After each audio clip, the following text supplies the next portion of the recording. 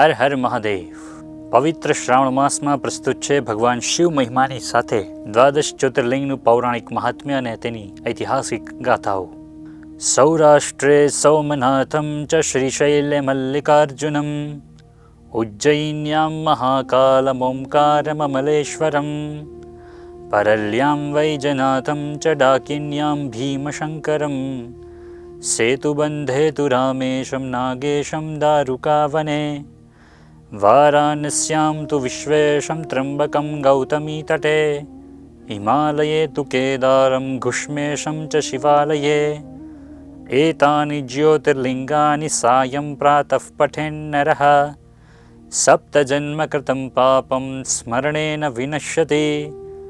આવો આજે દર્શન કરીએ આંધ્રપ્રદેશના મલ્લિકાર્જુન શિવલિંગના અને જાણીએ આ જ્યોતિર્લિંગની વિશેષ કથા. ભારતના દક્ષિણ પ્રદેશનું કાશી મનાતું શ્રીશૈલમ જ્યોતિર્લિંગ આંધ્રપ્રદેશના કુર્નૂલ જિલ્લામાં કૃષ્ણા નદીના કિનારા પાસે આવેલું છે.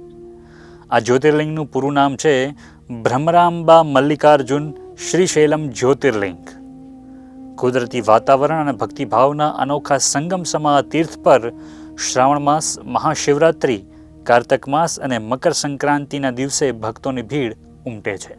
શ્રીશૈલમ જ્યોતિર્લિંગની કથા. પુરાણો અનુસાર ભગવાન શિવ શંકર અને મા પાર્વતી તેમના બે સંતાનો કુમાર કાર્તિકેય અને ગણેશજીના વિવાહ માટે વાત કરી રહ્યા હતા. આ બંનેમાંથી સૌ પ્રથમ કોના વિવાહ થાય એ વાતના નિર્ણય માટે શિવ પાર્વતીએ બંને પુત્રોને આદેશ આપ્યો કે તમારા બંનેમાંથી સૌ પ્રથમ જે સમગ્ર પૃથ્વીની પ્રદક્ષિણા કરીને આવશે તેના વિવાહ સર્વપ્રથમ થશે. આ સાંભળીને કાર્તિકેય પોતાના વાહન મોરને લઈને પૃથ્વીની પ્રદક્ષિણા કરવા નીકળી પડ્યા. પણ ગણેશજીને થયું કે કાર્તિકેય પાસે તો સૌથી ઝડપી વાહન મોર છે અને મારી પાસે તો મૂષક છે જેની મંદ ગતિ છે. હવે હું શું કરું?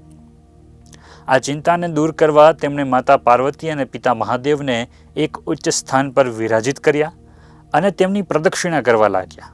3 પ્રદક્ષિણા કર્યા બાદ તેમણે જણાવ્યું કે મેં સમગ્ર પૃથ્વીની પ્રદક્ષિણા પૂરી કરી છે.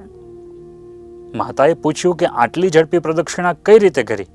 પ્રત્યુત્તરમાં ગણેશજીએ વિનમ્ર ભાવે કહ્યું કે માતા પિતાની પ્રદક્ષિણા એ સમગ્ર પૃથ્વીની પ્રદક્ષિણા કર્યા બરાબર છે. આ વાત સાંભળીને શિવ પાર્વતી ખુશ થયા અને ગણેશજીને પૃથ્વીની પ્રદક્ષિણા પ્રથમ કરીને આવ્યા તેવું જાહેર કર્યું અને રિદ્ધિ સિદ્ધિ સાથે લગ્નની તૈયારીઓ શરૂ થઈ. બીજી તરફ જ્યારે કાર્તિકેય સંપૂર્ણ પૃથ્વીની પ્રદક્ષિણા કરીને આવ્યા ત્યારે તેમણે જોયું કે અહીંયા તો ગણેશજીના વિવાહની તૈયારીઓ શરૂ થઈ ચૂકી છે.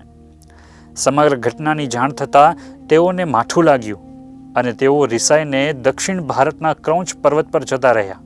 શિવ પાર્વતીએ કાર્તિકેયને મનાવવા માટે નારદજીને આજ્ઞા કરી.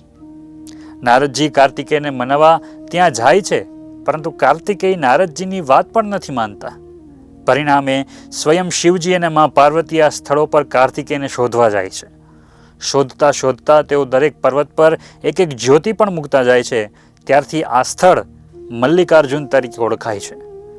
અહીં એવું પણ માનવામાં આવે છે કે મલ્લિકા એટલે કે મા પાર્વતી અને અર્જુન એટલે કે મહાદેવ.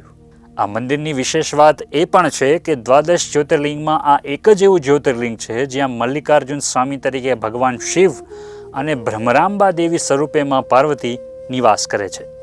હિન્દુ ધર્મગ્રંથોમાં 18 મહાશક્તિઓનું જે વર્ણન છે તે પ્રમાણે ભ્રમરાંબા દેવી પણ મહાશક્તિ સ્વરૂપે અહીં બિરાજે છે.